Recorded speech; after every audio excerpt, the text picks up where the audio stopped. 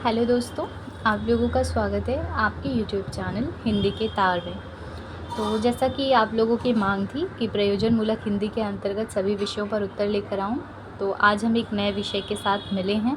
और आज का हमारा जो नया विषय है वह है राजभाषा के रूप में हिंदी, अर्थात प्रयोजन मूलक हिंदी के अंतर्गत जो हमारी राजभाषा है उसके रूप में हिंदी का प्रयोग किस प्रकार से होता है और उसकी विशेषताएं क्या है, और राजभाषा के रूप में हिंदी का प्रयोग किस प्रकार से बाकी के क्षेत्र में होने वाले हिंदी के प्रयोग से अलग है, इस विषय में जानेंगे। ठीक है, अगर आपको वीडियो पसंद आए तो लाइक शेयर ज़रूर करें और चैनल को सब्सक्राइब भी करें नए नए वीडियोज़ पर, नए नए टॉपिक्स पर वीडियोज़ पाने के लिए। ठीक है, तो आइए चलिए आज हम लोग जानते हैं राजभाषा के रूप में हिंदी। तो शुरू करते हैं। प्रशासन की भाषा राजभाषा कहलाती है।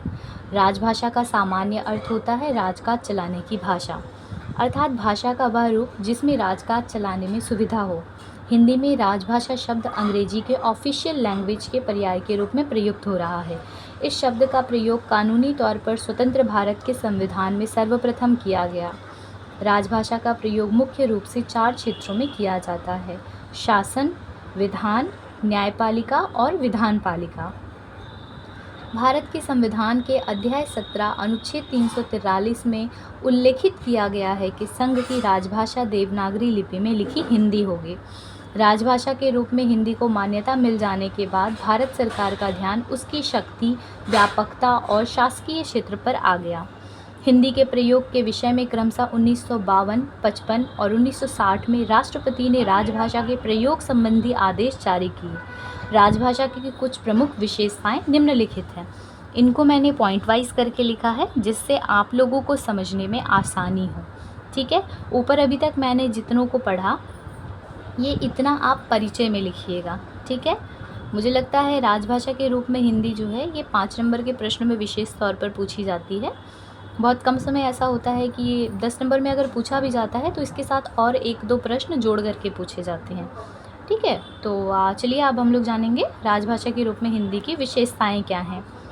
ठीक है, राजभाषा विधि द्वारा मान्यता प्राप्त होती है। राजभाषा एक प्रयुक्ति के रूप में प्रयुक्त होती है। इसकी शब्दावली पारिभाषिक होती है। इसका साहित्य सरकारी साहित्य कहलाता है। राजभाषा सदैव शासन से जुड़ी रहती है। किसी भी राष्ट्र अथवा राज्य में एक से अधिक राजभाषा हो सकती है। इसमें अलंकार, मुहावरे, कहावतें, लालित्य का प्रयोग नहीं किया जाता। इसकी शब्दावली एकार्थक, निश्चित अर्थ में प्रयुक्त तथा औपचारिक होती है। संविधान के अनुच्छेद 343 के अनुसार भारतीय संघ की राजभाषा के रूप में हिंदी को अपनाया गया और इसी के साथ इसके विकास के लिए भी संविधान के अनुच्छेद 351 के अनुसार निर्देश दिए गए हैं। राजभाषा हिंदी का प्रयोग राजतंत्र का कोई व्यक्ति करता है जो प्रयोग के समय व्यक्ति ना होकर तंत्र का एक अंग होता है, इसलिए वह व्यक्तिक रूप से कुछ ना कहकर निर्वैक्तिक रूप से कहता है। उसमें कथन व्यक्ति सापेक्ष ना होकर व्यक्ति निरपेक्ष होता है, जैसे सर्वसाधारण को सूचित किया जाता है, कार्यवाही की जाए आदि। राजेंद्र प्रसाद ने 14 सितंबर की शाम को संविधान सभा में राजभाषा हिंदी बन जाने के कारण बधाई देते हुए कुछ शब्द कहे। उन्होंने कहा, आज पहली ही बार ऐसा संविधान बना है जबकि हमने अपने संविधान में एक भाषा रखी है जो संघ के प्रशासन की भाषा होगी। इस अपूर्व अध्याय का देश के निर्माण पर बहुत प्रभाव पड़ेगा।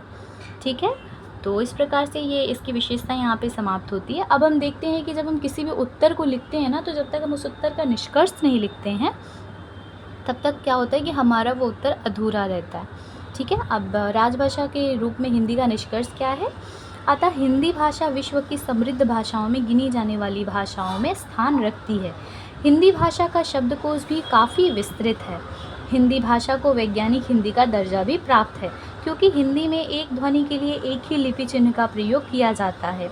इस प्रकार संवैधानिक मान्यता के साथ राजभाषा के रूप में हिंदी की प्रयोजन मूलक प्रयुक्ति निरंतर विकासमान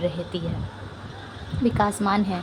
ठीक है, तो इस प्रकार से देखते हैं कि हमारी राजभाषा के रूप में आने वाली जो हिंदी है उसकी क्या विशेषता थी और उसका निष्कर्ष क्या है। ठीक है, और मैंने इसको बहुत ही सीधी, सरल, स्पष्ट और आप लोगों के समझने योग्य भाषा में लिखा है। तो अगर आप लोग इसे 3-4 बार सुनिएगा, पढ़िएगा, तो आपको फिर इसे रटने की आवश्यकता नहीं पड़ेगी, क्योंकि आपको समझ में आ जाएगा कि राजभाषा के रूप में हिंदी की विशेषताएं क्या है और राजभाषा के रूप में हिंदी होती क्या है। ठीक है, इसी के साथ अब ये वीडियो यहाँ समाप्त होती है। आप लोगों से मिलूँगी मैं अपनी नेक्स्ट वीडियो में। और अगर वीडियो पसंद आती है तो लाइक करें और अपने दोस्तों के साथ शेयर करें और चैनल को सब्सक्राइब करके जाएं, जिससे आपको नए नए विषयों पर वीडियोस मिलते रहे। धन्यवाद।